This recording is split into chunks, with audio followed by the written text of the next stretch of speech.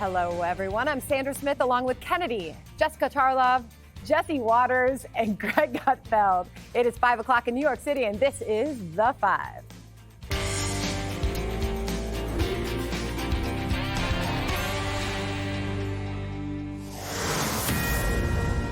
Fox News alert now. The Salvadoran migrant and alleged MS-13 gang member Kilmar Abrego Garcia is back on U.S. soil after getting charged in Tennessee federal court. He's facing 2 felonies involving human trafficking for allegedly transporting thousands of undocumented migrants into America, including minor children. And it gets even more disturbing from there. Attorney General Pam Bondi is laying it all out.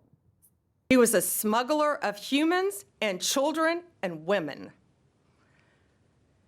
He made over 100 trips, the grand jury found, smuggling people throughout our country.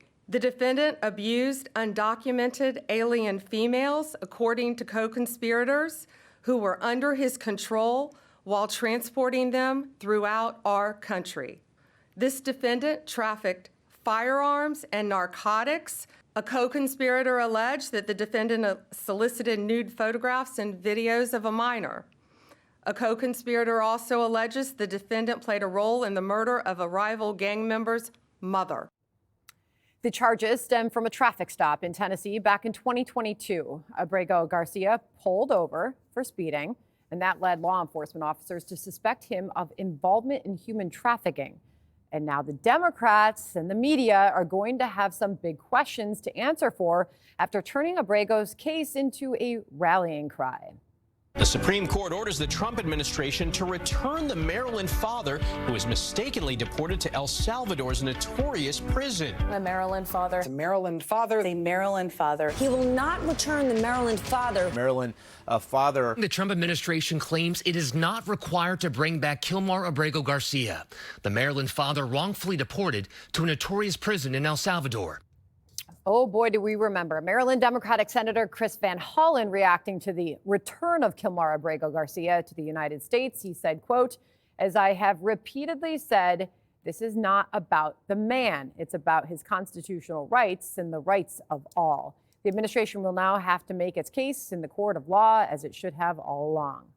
And get this, the media is still pumping out the Maryland man narrative. Axios just tweeted, quote, "Breaking. Wrongly deported Maryland man Kilmar Abrego Garcia is on his way back to the U.S." Because that's all it was to the media for quite some time. We saw it headline after headline, Jesse. It's just the Maryland man.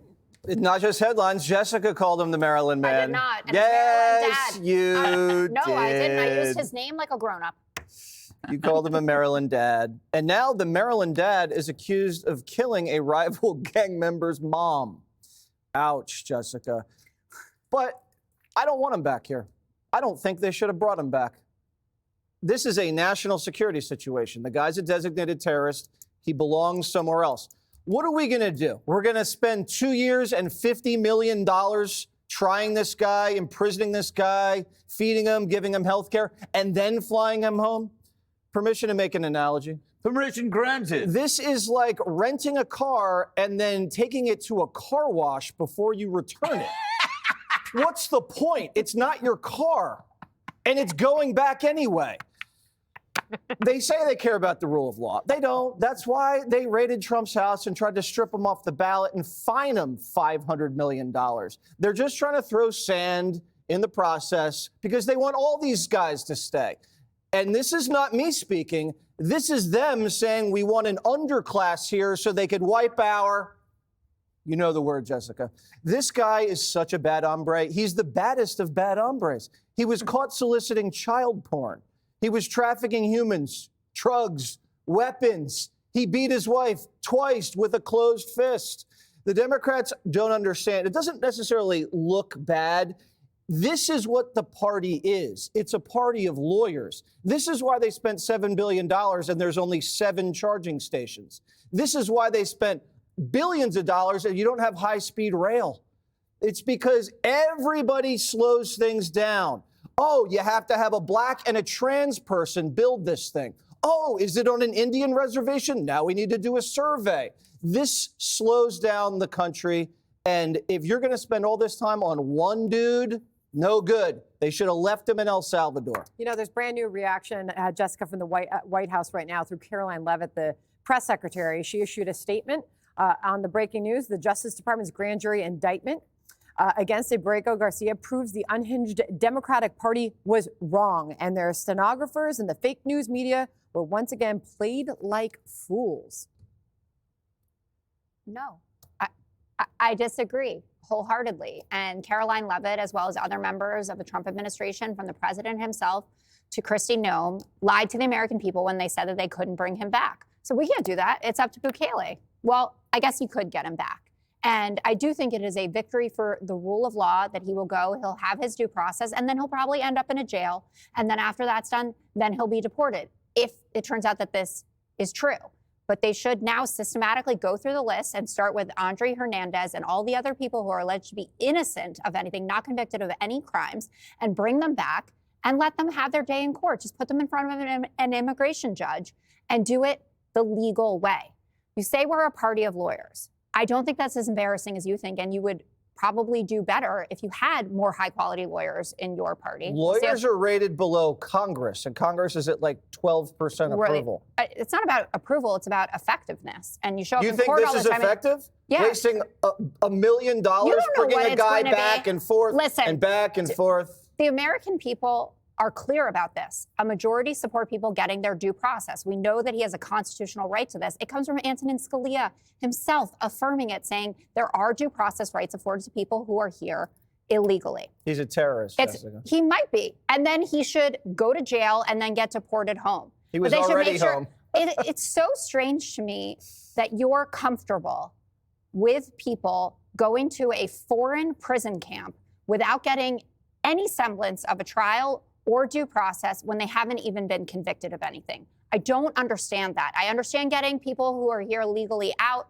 I understand what the election was about. I am not one of those Democratic deniers that can't see the writing on the wall about the immigration issue.